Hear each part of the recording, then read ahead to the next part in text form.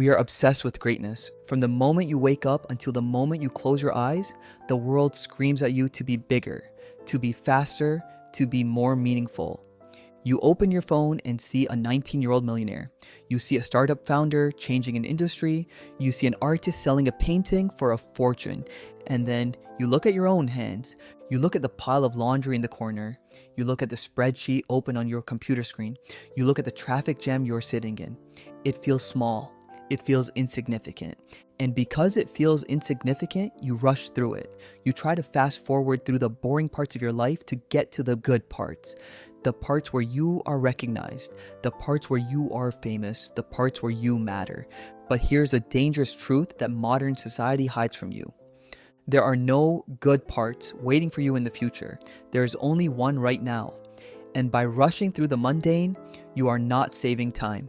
You are throwing away your life. Let us diagnose why this heaviness exists in your chest. You feel a constant, low-level hum of anxiety. It manifests in 3 very specific ways that I want you to examine closely. First, look at how you work. You sit at your desk, but you are not really there. You're typing an email, but your mind is already on the next task, or the weekend, or a fantasy about quitting and moving to a cabin in the woods. You treat the task in front of you, the data entry, the meeting, the report, as an obstacle. It is a wall between you and your happiness. You resent the work because it is not passionate. It is just maintenance. Second, look at your home environment. The dishes in the sink, the dust on the shelf. When you clean, you do it with aggression. You scrub the plate quickly to get it over with. You're angry that the plate is dirty. You think, I shouldn't have to do this. I am meant for greater things than scraping food off ceramic. You view the maintenance of your life as a waste of your potential. Third, and perhaps most painful, is the late night comparison. You lie in bed, the blue light of a screen illuminating the ceiling. You see the highlight reels of others. The dopamine hits your brain, followed immediately by the crash of cortisol. You feel a deep cognitive dissonance. You believe you are special, yet your daily actions feel ordinary. This gap between the grandeur of your dreams and the reality of your routine creates misery. Why does your brain do this? It is not because you are lazy. It is not because you are ungrateful. It is evolutionary. Your ancestors did not have abstract careers. If they hunted an animal, they saw the result immediately. They ate. If they built a shelter, they would feel the warmth immediately. The loop between effort and reward was tight. Today, the loop is broken. You work for 8 hours on a digital file that doesn't physically exist to get money deposited into a digital bank account 2 weeks later. Your brain is starved for tangible meaning. It craves a result. It craves a kill. So when you are faced with a task that has no glory, like washing a dish or writing a standard email, your brain rebels. It withdraws dopamine. You feel bored. You feel anxious. You feel like you are dying a slow death.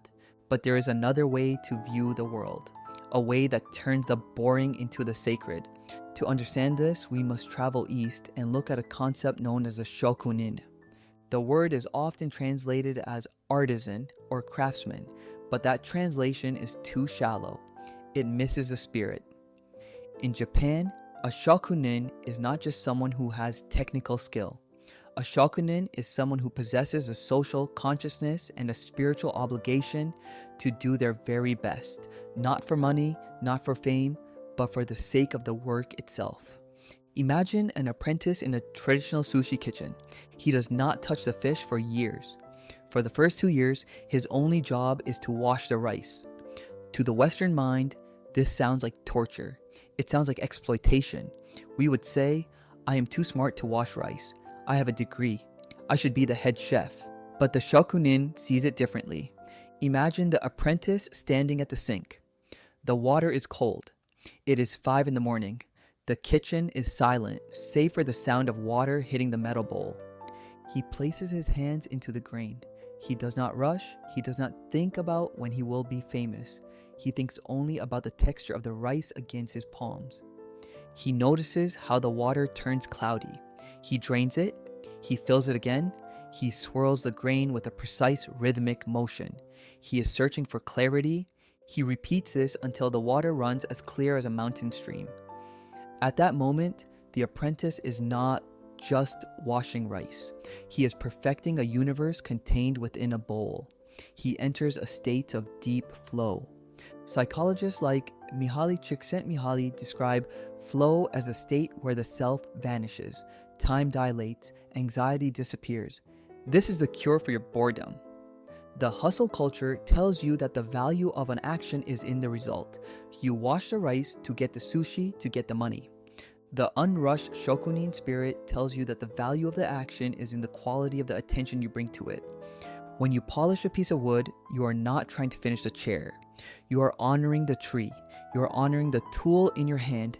You are honoring the customer who will eventually sit there, even if you never meet them. Success is not a destination you run toward. Success is a byproduct of 1,000 small moments of absolute quality. So, how do we apply this high philosophy to your modern life? How do we take the Shokunin Spirit into a world of spreadsheets and laundry? We place just one brick. Here's your action step for today. It is ridiculously simple, yet your brain will resist it. I want you to pick one chore that you usually hate, one task you usually rush through. Maybe it is washing the dishes, maybe it is folding the clothes, maybe it is making your coffee. Let's say it is washing the dishes. Usually you listen to a podcast while you do this. You try to distract yourself from the misery of the task. Today, turn off the noise. Put your phone in the other room, stand at the sink, turn on the water, listen to the sound. Is it a roar? Is it a trickle? Pick up the sponge, feel the texture, pick up a single plate. Don't look at the stack of dirty dishes waiting for you. Look only at this one plate. Wash it as if it is the most important object in the world. Wash it as if you are a master restorer cleaning a priceless artifact in a museum. Feel the temperature of the water on your skin. Watch the soap bubbles form and pop. If your mind wanders to your emails or your anxiety, gently bring it back to the plate. Say to yourself, right now, I am washing this plate. That is enough. Rinse it until it squeaks. Dry it until it shines. Place it gently on the rack. You will notice something strange. The anxiety quiets down. The boredom vanishes. Because you cannot be bored when you are paying attention. Boredom is just a failure to look closely.